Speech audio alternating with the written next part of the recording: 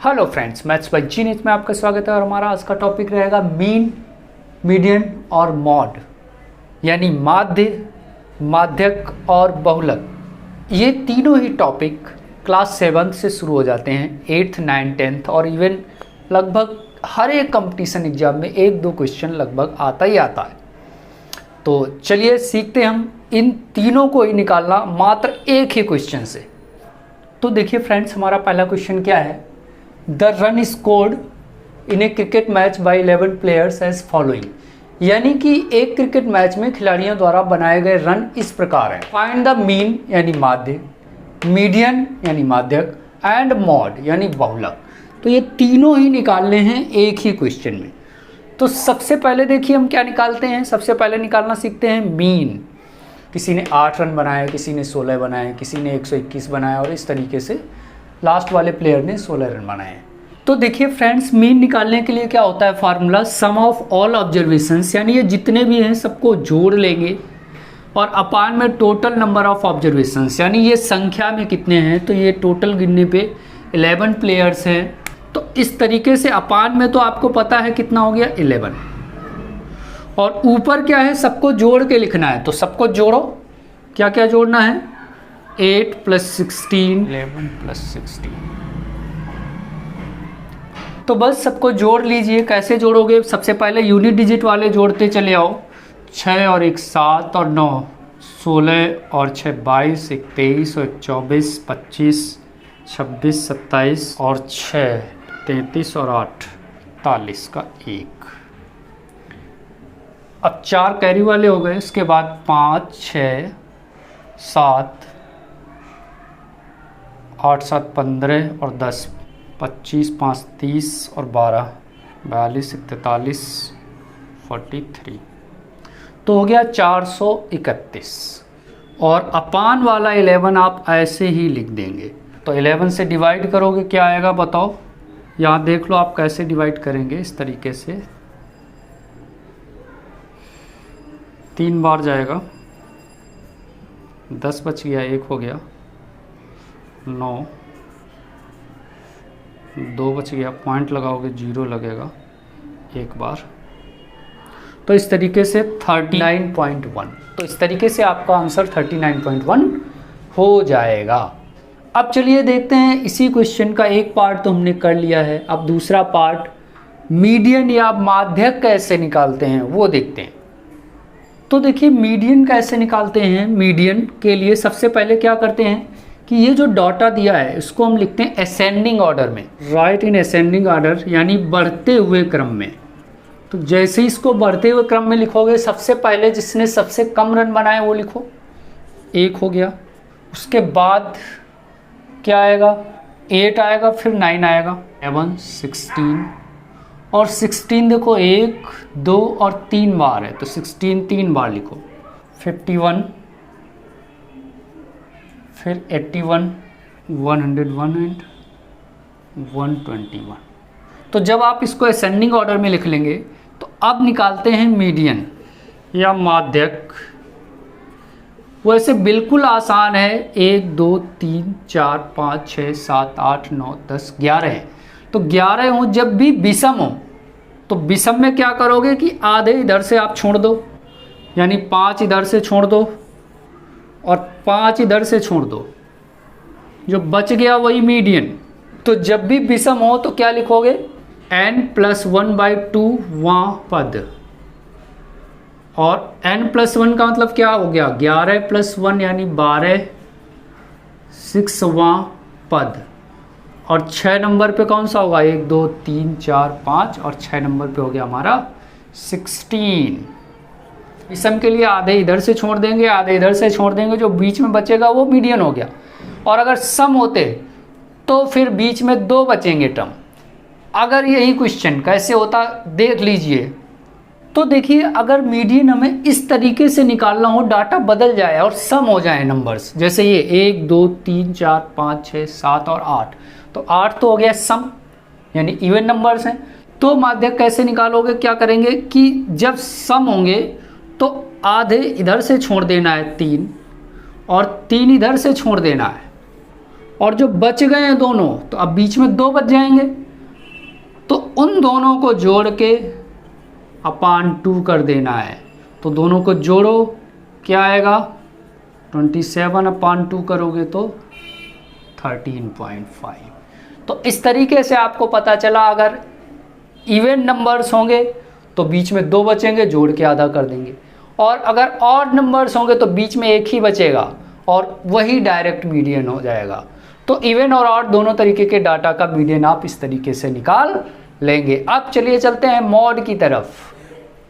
तो मॉड या बहुलक बिल्कुल ही आसान है, और वो होता क्या है, जो नंबर सबसे ज़्यादा बार आया हो। देखो क्या हो जाएगा इसमें, 16 ही ऐसा नंबर है जो 3 बार आया था। तो ये देखो, एक ये है, एक ये है और एक ये है, तो बहुलक हो गया हमारा 16। बिल्कुल आसान होता है बहुलक निकालना, जो सबसे ज़्यादा बार आया हो वही बहुलक है। यहाँ बहुलक कितना हो गया 16, इसमें इवन और ऑड से कोई भी मतलब नहीं है। तो इस तरीके से आपने पहले क्वेश्चन में ही देखा कि हमने मीन, मीडियन और मॉड कैसे निकाला। अब चलिए चलते हैं दूसरे क्वेश्चन की तरफ, जो इनसे थोड़ा अलग हटके है। तो देखिए फ्रेंड्स, हमारा दूसरा क्वेश्चन क्या है, find the mean of first 5 prime numbers. यानी प्राइम नंबर्स का मतलब होता है अभाज्य संख्याएं। तो जब हमारे पास नंबर ना हो, यहाँ पे किन नंबर्स का माध्य निकालना है वो तो है ही नहीं, लेकिन वो हैं, क्या है वो 5 अभाज्य संख्याएं लिखनी है हमें प्रथम, फर्स्ट 5।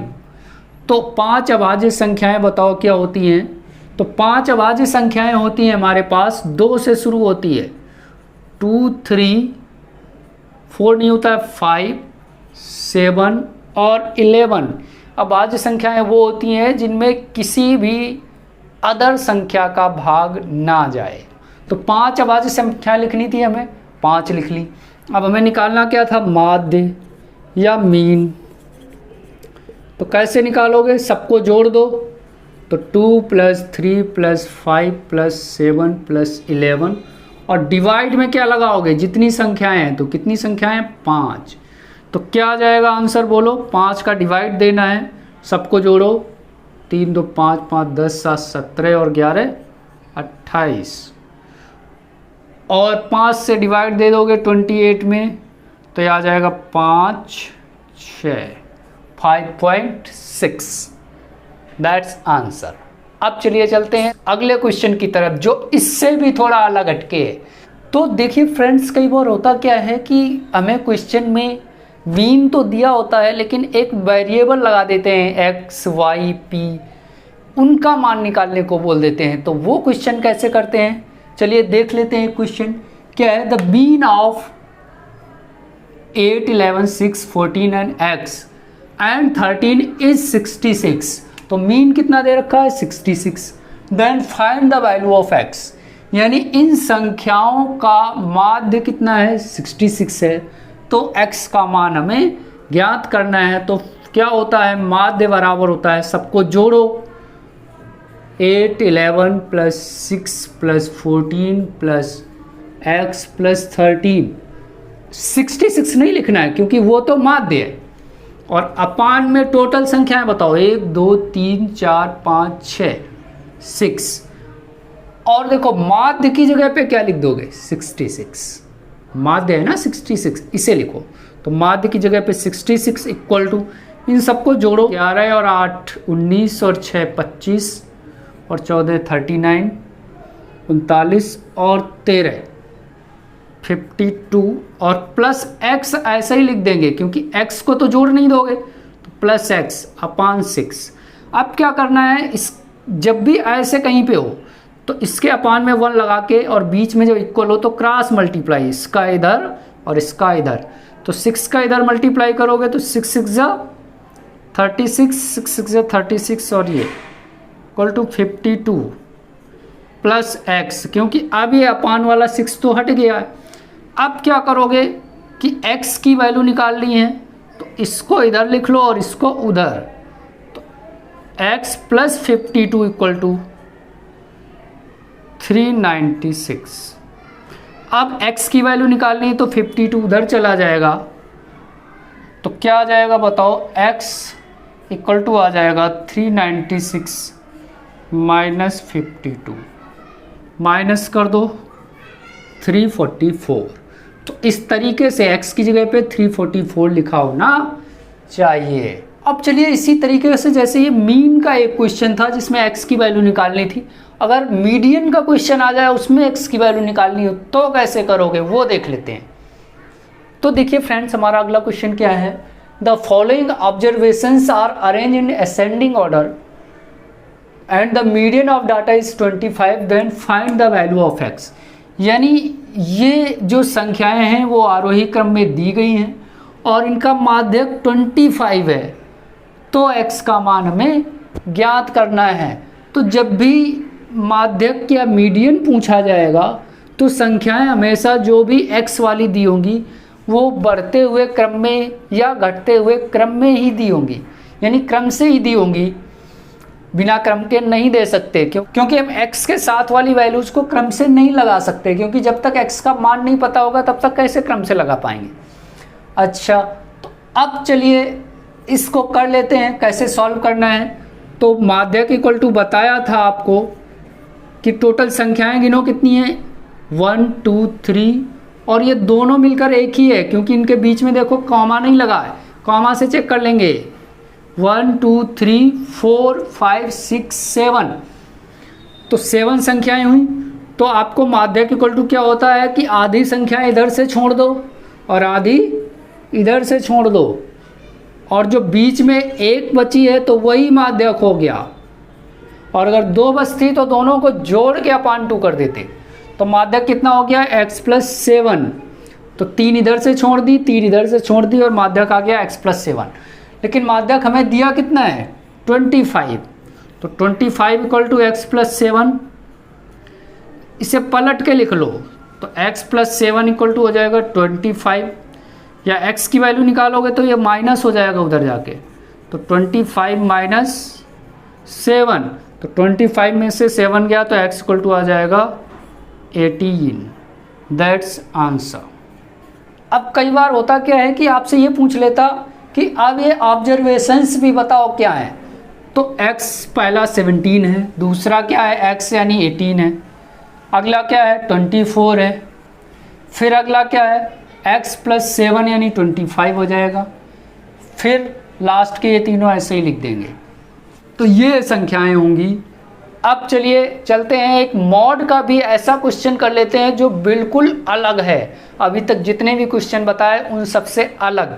और वीडियो को पूरा देखते रहिए क्योंकि लास्ट में हमने क्या किया है कि कुछ क्वेश्चंस आपको एज ए होम असाइनमेंट के तौर पे दिए हुए हैं, और अगर आप पूरा वीडियो देखोगे तो वो क्वेश्चंस भी आसानी से कर लोगे, ताकि आपकी मैथ की प्रैक्टिस भी हो जाएगी और आपका ये टॉपिक भी अच्छे से क्लियर हो जाएगा। तो चलिए चलते हैं हम एक और क्वेश्चन जो मॉड के बारे में जिसमें बताया गया है और वो थोड़ा अलग हटके है। तो देखिए फ्रेंड्स, हमारा अगला क्वेश्चन क्या है, the marks obtain by 40 students out of 50 in a class are given below in the table.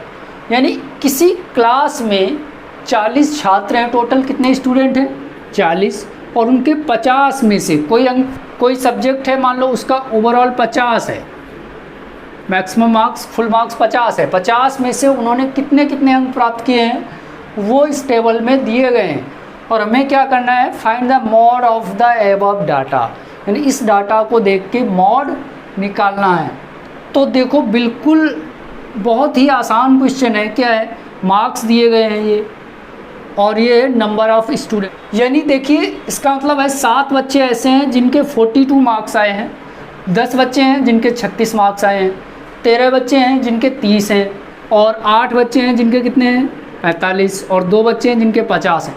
तो सबसे ज़्यादा कौन से बच्चे, सबसे ज़्यादा बच्चे हैं 13, और उनके मार्क्स कितने आए हैं वो बहुलक है, यानी 13 बार लिखा गया है 30 30 30 30 30 30 कितनी बार लिखा गया है 13 बार।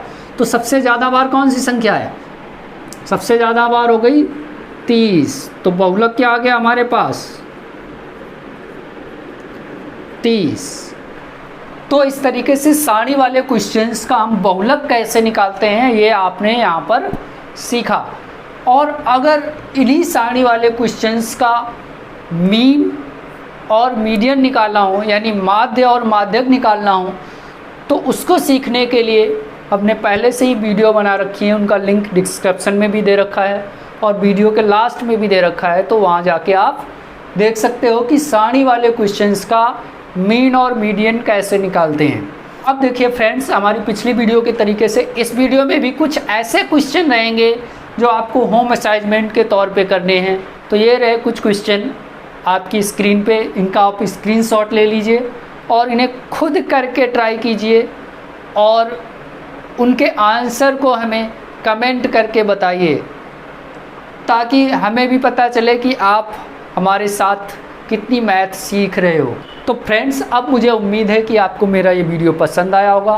तो वीडियो पसंद आया तो वीडियो को लाइक कीजिए और चैनल को सब्सक्राइब कर लीजिए, ताकि आप आगे की मैथ्स भी हमारे साथ आसानी से सीख सको। और सब्सक्राइब करने के लिए ग्रुप के लोगो पे प्रेस कीजिए और वीडियो को पूरा देखने के लिए थैंक्स।